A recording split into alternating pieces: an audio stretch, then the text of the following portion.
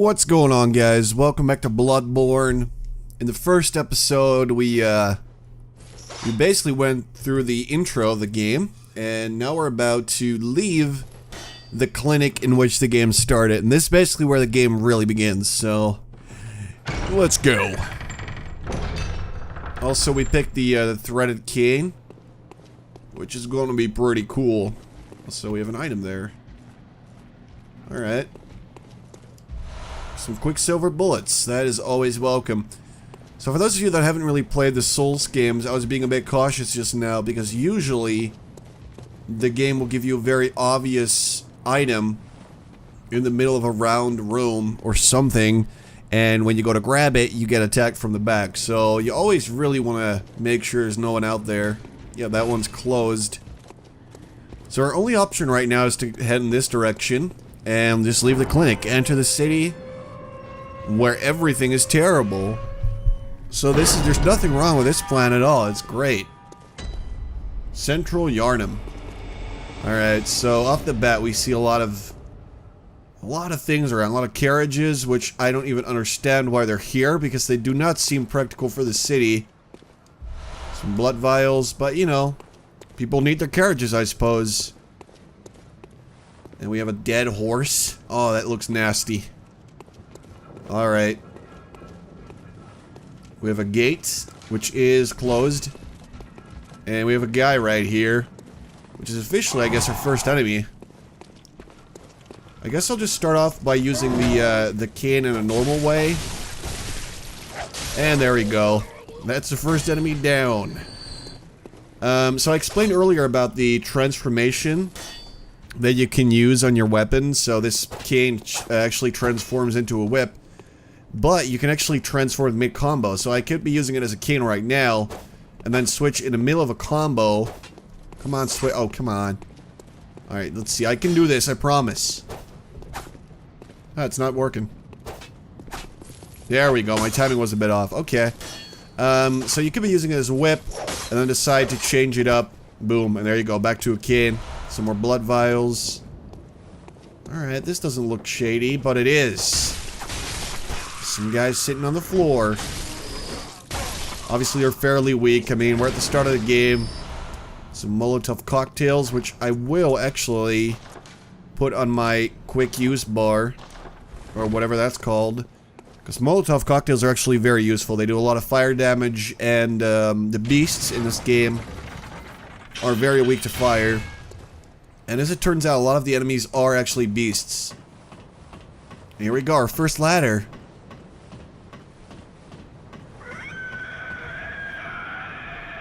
Yep, so as you climb your first ladder, you will hear a terrifying screech.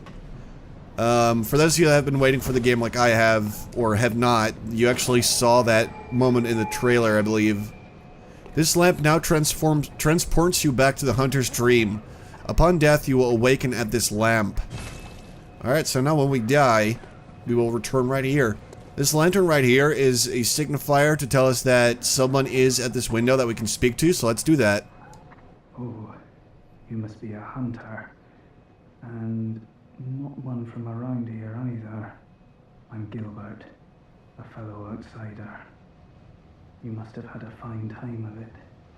Yharnam has a special way of treating guests. Yeah, you could say that. Well, I don't think I could stand if I wanted to, but I'm willing to help if there's anything that can be done. This town is cursed. Whatever your reasons might be, you should plan a swift exit. Whatever can be gained from this place, it will do more harm than good. Alright, so that's Gilbert, the first survivor, which we met, basically, telling us to get out of the city, because it's obviously not a very safe place. Pale blood, you say? Never heard of it. But if it's blood you're interested in, you should try the Healing Church. The church controls all knowledge on blood ministration and all varieties of blood. Across the valley to the east of Yharnam lies the town of the Healing Church, known as the Cathedral Ward. And deep within Cathedral Ward is the old Grand Cathedral, the birthplace healing church's special blood. Or so they say. Yharnamites don't share much with outsiders. Normally, they wouldn't let you near the place, but the hunt is on tonight. This might be your chance. Alright, so we're supposed to seek out the healing church, and he tells us that the hunt is on tonight, which is why everybody in town, apparently, is walking the streets. Some pebbles. Now, they might seem useless, but pebbles are actually pretty awesome, because you can throw them at a target, and it'll distract just that person that you hit. Yeah, you're not very well hidden there. Just wanted to let you know that before you die. Okay. Yeah, so obviously I've played a little bit before. I know where a bunch of the enemies are, you know, standing and sitting. Because that guy might have actually fooled someone playing for the first time. You know, he's sitting behind some boxes, and he'll ambush you basically. Oh boy. Guy with a shield. Who plays video games with shields? Look at this. Everybody's out in the hunt. Looking for stuff to kill. Well, they found it. Bring it, dudes. Bring it, I say. Scoundrels. Here we go. Smashing up some dudes. Yeah, this part's actually quite tricky when you start playing for the first time. It will take some time to get used to the gameplay here, as it's really quite punishing, but at the same time, you get rewarded for, you know, aggressive behavior, so you will probably die a lot when you play this for the first time. Alright, we got that guy over here. I'm gonna pull this lever, because it will act as a shortcut for now. Yeah, also this guy, I don't know if you guys can see him, but he's really scary. He's got a giant weapon, a bunch of armor. Yeah, I'm not gonna mess with that guy. I did come back later in my own game and I killed him, and then it turned out that you actually do not really get any type of great reward for taking him out, so I decided to never do that again because it's really quite annoying. Alright, so these are the streets of Yharnam, the main streets. Before we start and do anything else, there's a guy sneaking here. Yeah, nice try. Give me your bullets. That's a nice thing. If you shoot someone that's walking around with a gun, you pretty much always get some bullets. So it's a nice way to know, you know, who to kill when you're farming. Lads, you've come on. You'd open the door on a night of a hunt. Away with you. Now. Yep, so you can speak with more people than just Gilbert, but most of them are not very friendly, and they're pretty frightened because it's the night of the hunt. You know, people are a little crazy tonight. And, well, they're not just gonna open their doors because bad stuff is gonna happen to them if they do. And this is why the threaded cane is awesome, because I don't even have to get close to dudes, and I can just hit them with this whip. And I love it. Ooh, item. Oh my god. Okay, I knew that guy was there, but I just wanted to let you guys see what I'm talking about. They'll put an item right in the middle of someplace, and then, you know, they ambush you with a random guy. Like this, man. See, the can's pretty cool, but it doesn't really have the range of the whip. Which is why I usually, when I use the whip, I, mostly keep it in whip form. You know, it's very dependable, it's got great range. And also I love it. I don't know if I mentioned this yet. See, look at that. You just hit him through a street thing. Oh boy, his buddies came out to play. Alright, please don't do that. Please don't do that. Leave me alone. Okay. You know what? Whip form. Yeah, that worked pretty well, I'd say. So the orange part you see on the health bar, if I hit someone right after getting hit, I can actually regain some of that health. Some more bullets. Which means that you do get rewarded for playing aggressively, and it's a very interesting mechanic to me. Because that mechanic can actually save your life, and it can cost you your life if you start attacking too recklessly because you want to recover some health. Now, what do we have here? We have a bunch of guys. Alright, so let's say I just want this guy. I'll just throw a pebble, and it'll be just him. And they spotted me, though. That's not good. This area took me a while when I first started playing, and I'm kind of glad that I'm not recording that right now, because it would have been real painful. I wish I was one of those people that just starts recording Bloodborne and just immediately does everything so well, but I'm pretty sure that would not have been me. Oh boy, oh come on guy. Because even now, I do stupid stuff. Okay. You with the torch. Stop it. There we go. Alright, give me some more vials.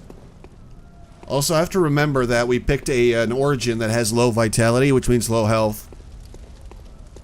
So I can only get hit so many times before I bite the dust, as they say. Alright, this guy, you're mine. Okay. I did not think that everybody would join in here. I have a whip. Better back away. I'm like Indiana Jones up in here. Told you.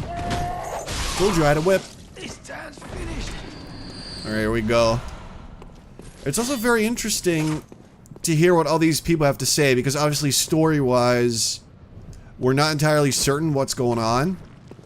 And a lot of the villagers in this street seem to say stuff like, this is all your fault, you know. And it kind of makes you wonder what's really going on here. Because honestly, we don't have any clue what is happening up in here. There you go. Okay, I get it. You have a torch, and you're gonna have to use it. There you go. Alright, give me more vials, please. Alright, we can actually make our life a little bit easier by taking out this guy first, because he has a gun. I don't know if you noticed. He likes to shoot it, apparently. But yeah, I'm gonna kill that guy first, because he's very annoying. Do not like firearms around me. Molotov cocktail, that's quite good.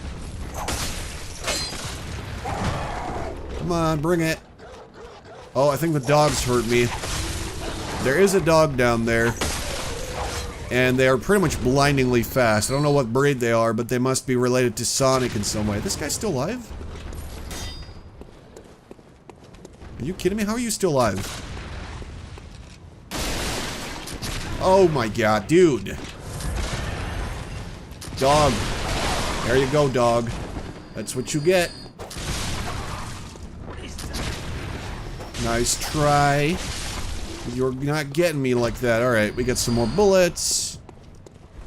I would say it was a pretty poor attempt because I got hit a bunch of times, but you know, we survived. I made it in one go. I am not complaining. Alright, cold blood dew.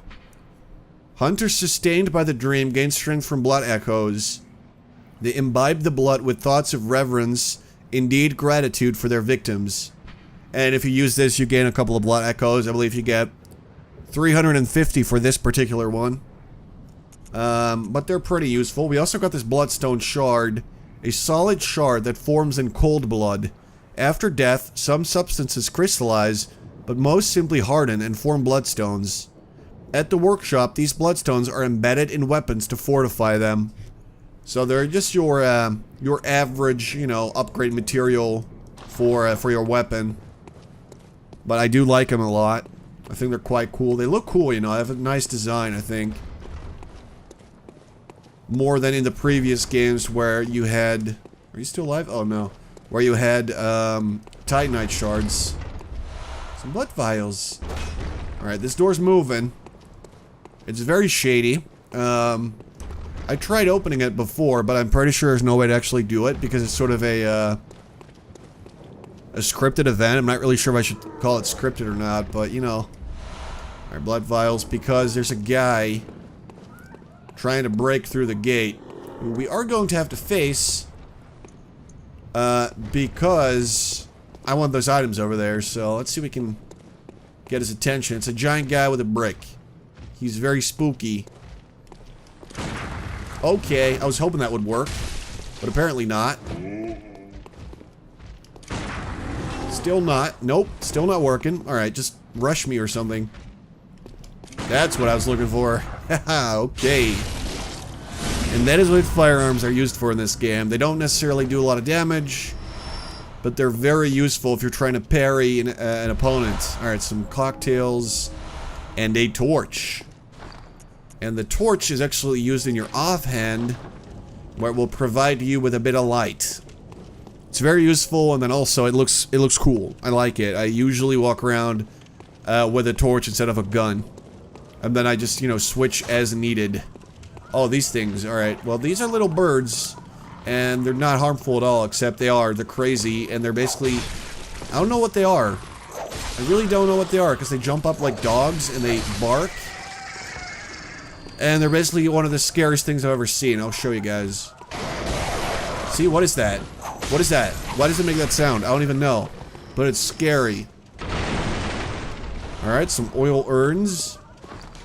I think it's quite obvious what these do, but they cover your target in oil, after which you can throw a Molotov cocktail on them, which will do a lot of extra damage. Fire is commonplace on the hunt, and oil urns accentuate its effect. Sometimes when hunters burn beasts, they appear intoxicated by the euphoria of purification. That's a little weird. Can be thrown at foes, quite thrilling. Did I miss anything? Oh yeah, explodes in raging flames when thrown against an object. One of the oldest hunter tools available in the workshop. Since the tragedy that struck old Yharnam, fire has become a staple in beast hunts and is thought to cleanse impurity. Certain types of beasts have an abnormal fear flame. It's actually really useful. I'm pretty sure that these will come in handy pretty soon. Now, there was an item that we saw through the gate here, which I'm just going to go ahead and collect. But I'm not really sure what it was. Just shards? Oh, cold blood dew. Okay. So we can use these later at any, you know, good time for us to get some extra echoes and use them for things. Now, up here, this area is, it's not fun. There's a dog, and there's another dog. There's a lot of dogs here. Come on, kill it, kill it. No, come on. Dude, I almost killed myself. These blood vials don't really heal as much as I would like them to. Alright, let's see if we can attract one of these people. Nope, that's gonna hit the gunman. Don't want that. Yep, dog saw me. He's probably gonna come and run over now, if nobody's in his way. Oh my god, dude. Nope, this is not good. The dog. Stupid camera. Oh, he's alive. Alright. That went very well, and I'm not sure why, because it certainly was not due to any display of skill by me. That was a terrible attempt at killing these guys. But, you know, it worked, so you gotta give me at least that. What's up, doggy? It's a doggy dog out world. Doggy dog world out there? That's, yeah, okay. Doggy dog. Some blood vials. I'm not really sure why they say it's a doggy dog world. That's weird. Alright, let's see what's out here. I don't think I've ever been here. But that's probably because there's nothing out there, so there's really no reason for me to go out there. That door, I believe, leads to nothing? Yeah. And then in this area we have a gate, which cannot be opened because there's a lever on the other side that we're going to have to pull. So this is one of the shortcuts that you will get access to later in the game. But unfortunately, it's not quite open right now. Alright, this area is frightening. I'm not gonna lie. Because look at that. Those are wolves. And there's two of them. And they're really scary, so I'm gonna stay away from them. I hope that's okay with you guys, but there is an area where I would like to go first. Before we get to the first boss. Which is down here. Because this area leads to the sewers, and, oh, also some pebbles. This is the area where we just were. That's the big gate over there. That's the wolf they apparently were burning. They seem to really hate wolves, which I don't blame them for, because I hate them all the same. I mean, you know, they're annoying and they're spooky. Alright, more bloodstone. This area is where we shall go next, because this will lead us to the sewers. And it's going to get us some cool stuff that we really want before we fight the first boss. I think it's a good idea to go down here. But we're going to do that in the next part, because we're already 20 minutes in. Oh my god, guys. Time flies when you're killing villagers and getting covered in blood. Because look at this. It's my whole outfit just ruined. Let's see what happens if I take off the hood. See? My whole face is covered in blood. That's disgusting. Alright, so we're going to continue in the next part. I hope you guys enjoyed. I know that it's a little unconventional to talk about all the stuff that I already know, but I promise that I will catch up to the part where I know what's going to happen. And after that, parts of the playthrough will be blind, but you know, I wasn't really able to offer you guys a blind playthrough, and I wasn't going to just, you know, not play Bloodborne for a week. So I hope you understand. I hope you're still enjoying it. And I'll try to keep spoilers of the future and stuff like that to a minimum, so I'll see you guys in the next part. Again, thanks for watching and the support, and I'll talk to you later.